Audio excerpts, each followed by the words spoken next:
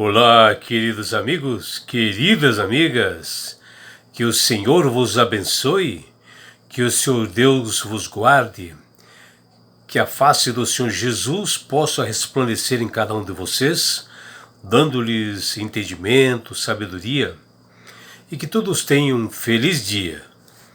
Vamos estudar a lição? E hoje, segunda-feira, 7 de abril de 2025, a lição 2 desse novo trimestre, ela tem como título Compreendendo o Amor de Deus. O amor de Deus ele é tão perfeito que nós, seres humanos, não temos condições algumas de avaliar a sua profundidade ou altura, porque nós temos um Deus que tem um amor que ele é infinito. E as Sagradas Escrituras nos diz que Deus tem misericórdia, bondade e amor até 1000 gerações aos que o amam, que está lá em Deuteronômio 7:9. E a sua fidelidade ela permanece de todas as gerações, que diz lá em Salmo 89:2. E assim, porque Deus deseja, dar boas dádivas a seus filhos, tudo por bondade e por seu amor. Deus conhece a cada coração, sabe que nós, assim, dentro do nosso coração, nós herdamos assim uma natureza pecaminosa, e a nossa percepção assim do universo, ela foi contaminada assim pela tendência, e pelo egoísmo e pelo orgulho provocado justamente por essa natureza pecaminosa. E assim nós enxergamos o mundo assim de uma perspectiva assim bastante limitada, e talvez nenhum de nós tenhamos assim um conceito certo, correto do amor de Deus.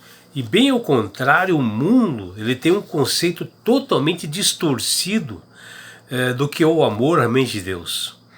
Porque a cultura popular promove-se uma compreensão de amor que se encontra nas realizações das pessoas e não em promover o bem-estar das outras pessoas.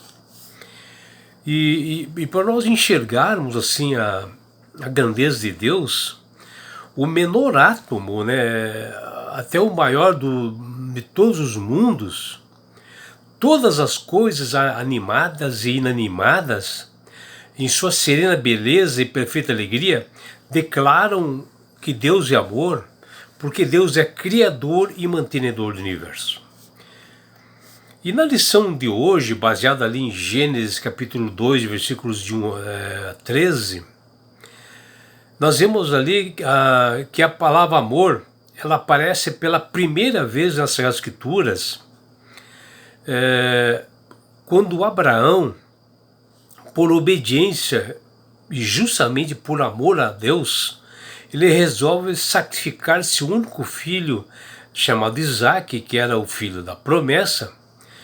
E Abraão estava disposto a sacrificar, a tirar a vida do seu filho único, porque ele sabia que pela fé haveria uma provisão divina, porque ele conhecia esse Deus de amor.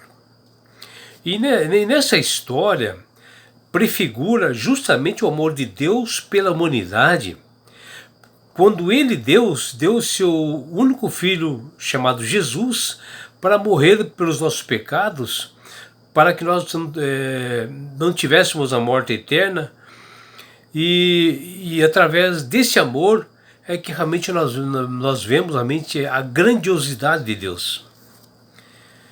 E a lição dessa semana que nós podemos observar é que realmente Deus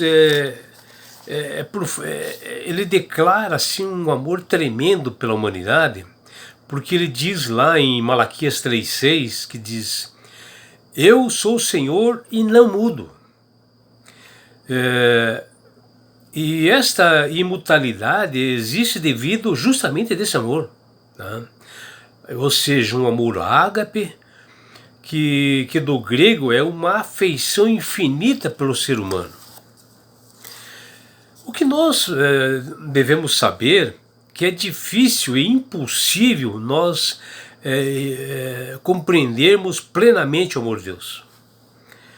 É inalcançável realmente os nossos pensamentos para nós sabermos isto, né? Saber qual é a largura, o comprimento, a altura e a profundidade desse amor de Deus.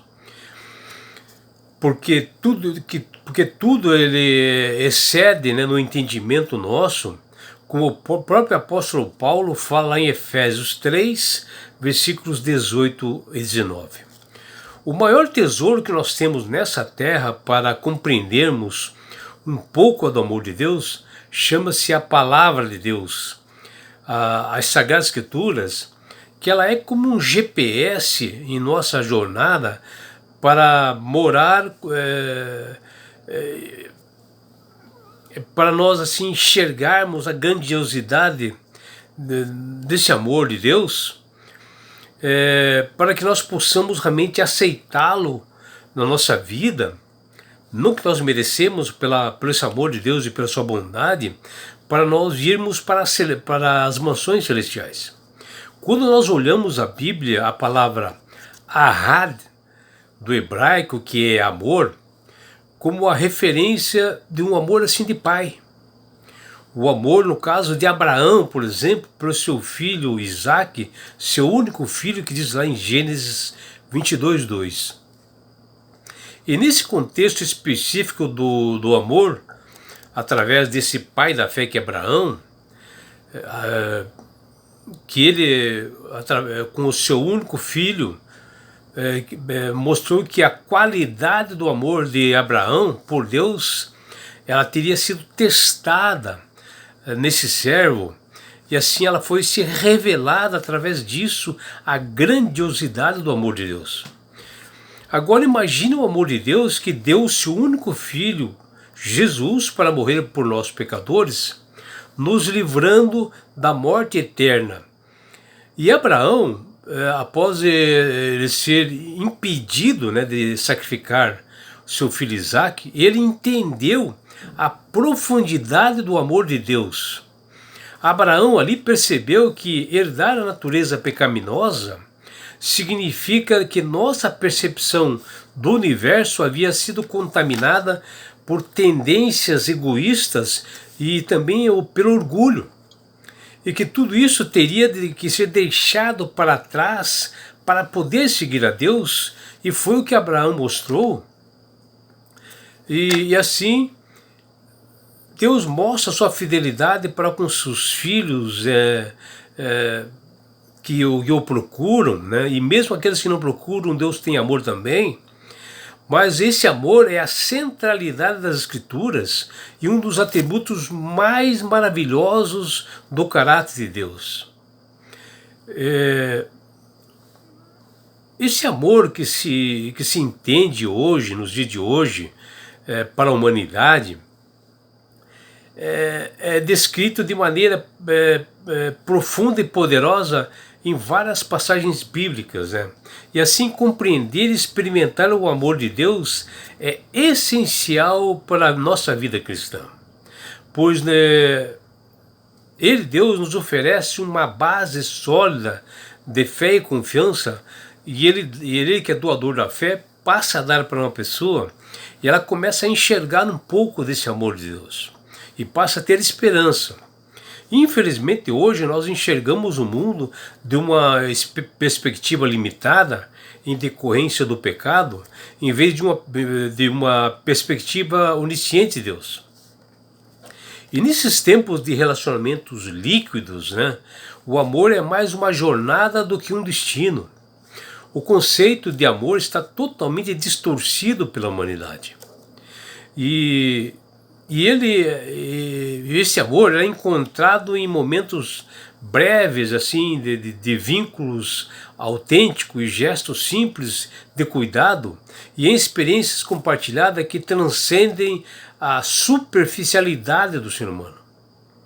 A cultura popular promove uma compreensão de amor que se concentra em realizações e não em promover o bem-estar dos outros, o bem-estar do próximo. O amor de hoje é sobre valorizar, ao invés da quantidade, priorizando relacionamentos, em vez de valorizar a qualidade, ao invés de observar a quantidade, né? E são priorizados assim, relacionamentos que as pessoas acham genuínos, né? E que na realidade é um mar de intenções rasas, né? De interesses, né? Das pessoas. Por isso que nós temos dificuldade em compreender o amor que provém de Deus. Entender a natureza do amor é uma chave bastante importante para nós compreendermos as profecias que estão nas Sagradas Escrituras, principalmente no livro de Apocalipse. Porque o inimigo sabe e conhece o caráter de Deus, e ele coloca um tema fundamental nesse grande conflito cósmico, né? A sua finalidade é denegrir o nome de Deus, né? E enganar o máximo possível de pessoas para que elas não enxerguem esse amor de Deus. E Deus não deu a Abraão assim uma explicação filosófica, teológica ou psicológica do seu amor. Absolutamente não fez assim. Deus escolheu permitir que Abraão suportasse em seu finito o que Deus deveria suportar em seus infinitos. Esse paralelo entre Abraão ofereceu o seu único filho a quem ele amava, a Deus ele ofereceu o seu único filho Jesus também para a humanidade, para que todo nele crê não pereça, que está lá em João 5,20. A palavra amor, ela ocorre primeira vez na Bíblia, na história justamente de Isaac, o filho da promessa. E Abraão estava disposto a oferecer seu único filho em sacrifício, simbolizando e prefigurando o amor de Deus pela humanidade que de fato ocorreu através de Jesus. De todos os homens que foram tipos de Cristo ali no Antigo Testamento, certamente Isaac foi um protagonista e é o que mais se aproxima da história da cruz. Abraão foi severamente provado, mas como este homem conhecia a voz do seu Senhor, em nenhum momento ele teve dúvidas da ordem que vinha de Deus. E como um Pai Celeste que estava preocupadamente em mostrar amor para Abraão, deveria tomar o filho da promessa, a quem ele muito amava, e oferecê-la em um holocausto, lá sobre o monte, que está lá em Gênesis capítulo 22, versículo 2. E ainda de madrugada, Abraão, o fiel ancião, se levantou e seguiu na mais angustiante de sua vida. Porém, com uma grandiosidade de amor tremendo, ele ergueu os olhos e observou realmente o lugar que ele faria o sacrifício, que está lá em Gênesis 22,4. Uma atitude para poucos, né, em dar seu único filho, a mente em sacrifício. E a partir dali era somente Abraão e seu filho Isaac. E os servos de Abraão, que até acompanharam a uma certa altura, eles não poderiam ter parte alguma naquele holocausto. Mas Abraão fez uma promessa: voltaremos para junto de vós, que está lá em Gênesis 22,5. E isto Abraão falou para os seus servos lá longe, quando ele deixou lá para trás, para os seus servos, para eles não se preocuparem, que ele fala que, olha que ele fala, voltaremos junto de vós. Isso realmente ter uma grandiosa fé em Deus, né? Pois Abraão considerou Deus que era poderoso até de ressuscitar Isaac dentre os mortos, que está lá em Hebreus 11:19. E é por isso, meu amigo, minha amiga, que Deus tem falado com todas as pessoas através do poder do Espírito Santo, para que todos aceitem a Jesus como Salvador e Senhor. Porque Jesus diz: eu sou o caminho, a verdade e a vida, ninguém vai ao Pai senão por mim. Ou seja, a salvação é só por Ele, não existe outra forma. Não adianta vocês tentar achar outras soluções, porque somente Jesus poderá levá-los para as mansões celestiais. E quando você aceita a Jesus como Salvador e Senhor, obedecendo seus estatutos, seus mandamentos, e na integridade, você passa a ser uma pessoa sábia, uma pessoa de entendimento, porque o Espírito Santo começa a trabalhar na sua mente. Porque ali ele está vendo que você tem um grandioso e estupendo amor por Deus. E ele passa a trabalhar na sua mente, você passa a ser uma pessoa sábia. Uma pessoa que sabe assim, manusear bem as escrituras. E quando você aceita a Jesus como Salvador, você ganhará de Deus esse presente que chama-se salvação. E na grande volta de Jesus a este mundo que se aproxima, porque Jesus diz lá em Mateus 24 e Lucas 21, os seus sinais da sua segunda vinda, e ele ao voltar, Jesus, levará você, seus filhos, sua família, seus amigos e todos nós que o aceitamos a ele como Salvador, sabe para onde? Para as mansões celestiais. Um lugar, meu amigo, minha amiga, de onde não haverá mais morte, mais dores, mais aflições, não haverá mais perseguições. Você estará no céu, você terá a oportunidade de abraçar seus entes queridos, você terá a oportunidade de participar da grande boda do Cordeiro, Jesus, e terá a maior e a grandiosa satisfação de estar assim, face a face com Jesus. Já imaginou, meu amigo, minha amiga?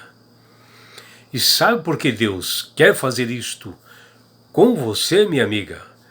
Com você, meu amigo? Porque Jesus te ama. Abraços do seu amigo João Carlos Amorim.